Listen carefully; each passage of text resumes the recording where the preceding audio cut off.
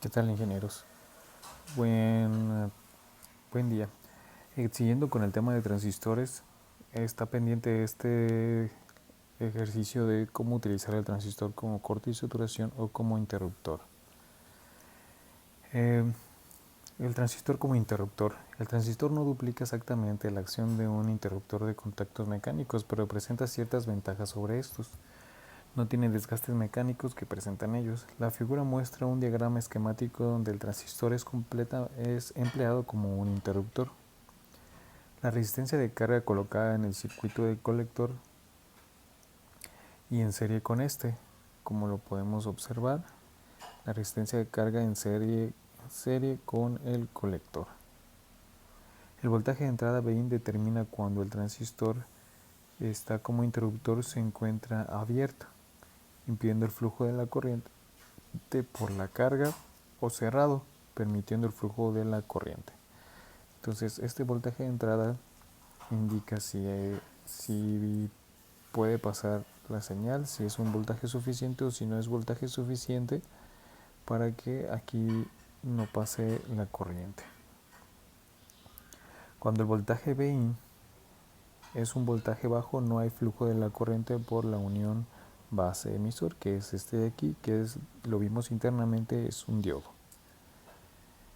También existe lo que es la beta. La beta es la ganancia que tiene cada uno de los transistores, o HFE. En algunos lugares los pueden encontrar así, HFE, que no es más que la ganancia del transistor. ¿Vale? Con una corriente de base nula no hay corriente de colector y por tanto no circula la corriente por la carga. Bajo esta condición, el transistor opera como un interruptor abierto en serie con la carga. Cuando el transistor opera de esta manera, se dice que está en corte. Si no hay voltaje aquí, no prende o no funciona la resistencia de carga, que puede ser cualquier aparato, bombilla LED. Y si hay voltaje suficiente aquí, entonces va a circular, ¿no? Lo que les decía haciendo referencia a un tinaco en la presentación en clase. Los cálculos relacionados con el transistor como interruptor. Cuando un transistor como interruptor se supone en corte, el voltaje de entrada debe encontrarse por debajo de 0.6 si el transistor es de silicio. Esto asegura que no fluye corriente de base al transistor porque se necesita como mínimo 0.6 volt de polarización directa de la unión base-emisor para que exista corriente a través de ella. Para garantizar el corte del transistor, los circuitos de conmutación se diseñan de modo que el voltaje de entrada debe ser menor a 0.3 volts cuando el transistor se supone en corte. Si el terminal de entrada se lleva a tierra, lo más probable es que el transistor esté en corte porque daría 0 volts. Para garantizar dar corriente a la carga, el transistor debe operar como un interruptor cerrado.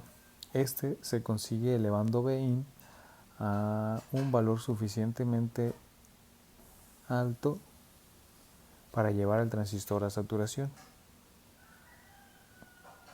La condición de saturación es aquella en la cual la corriente de colector es suficientemente grande para que todo el voltaje de alimentación VCC aparezca en los terminales de la resistencia de carga.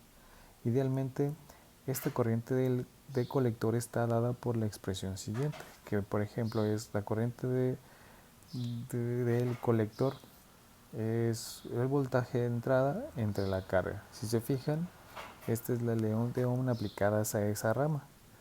La base viene dada por la expresión siguiente. Si vemos aquí es la base, la corriente de base es la corriente de colector entre la beta. Si hacemos aquí alguna despeje de esto, vemos que la corriente de colector es beta veces la corriente de base. ¿Por qué? Porque más pasamos este multiplicando y nos quedaría de esta manera. También podemos obtenerla mediante el voltaje dividido entre la beta multiplicado por la resistencia de carga. Vamos a ver eso más adelante. La cual relaciona esta fórmula anterior a las corrientes directas de colector y base. El término beta de la ecuación 1 significa la ganancia de corriente directa del transistor en una oposición a corriente alterna. A veces la beta en corriente alterna y corriente directa pueden ser diferentes en algunos transistores. De todas maneras, para cerrar el interruptor, el voltaje Bin debe ser suficiente para entregarla con la cantidad de corriente de base necesaria de acuerdo con la ecuación 1. Dado el circuito de la base es simplemente una resistencia en serie con la unión base-emisor. El voltaje Bin puede calcularse a partir de la siguiente fórmula. Tenemos que para encontrar el voltaje de entrada necesario, multiplicamos la intensidad de base por la resistencia de base. Eso nos va a dar el voltaje y le sumamos los puntos 6, que es el voltaje del diodo. También podemos encontrar el voltaje de entrada haciendo una nueva división, multiplicando voltaje de alimentación por la resistencia de base entre la beta por la resistencia de carga.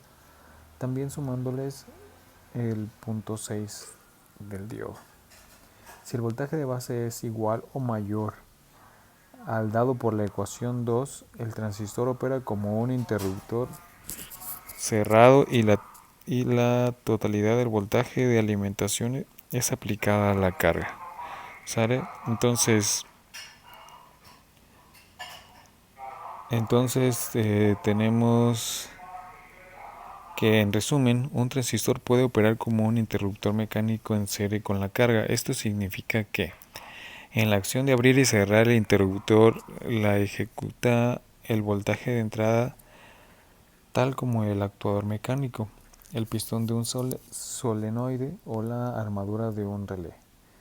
Estos son métodos comunes para la operación de interruptores mecánicos. Para evitar confusiones, los transistores usados como interruptor en el capítulo son de tipo NPN. Ciertamente los transistores PNP pueden ser igualmente usados, pero son menos frecuentes.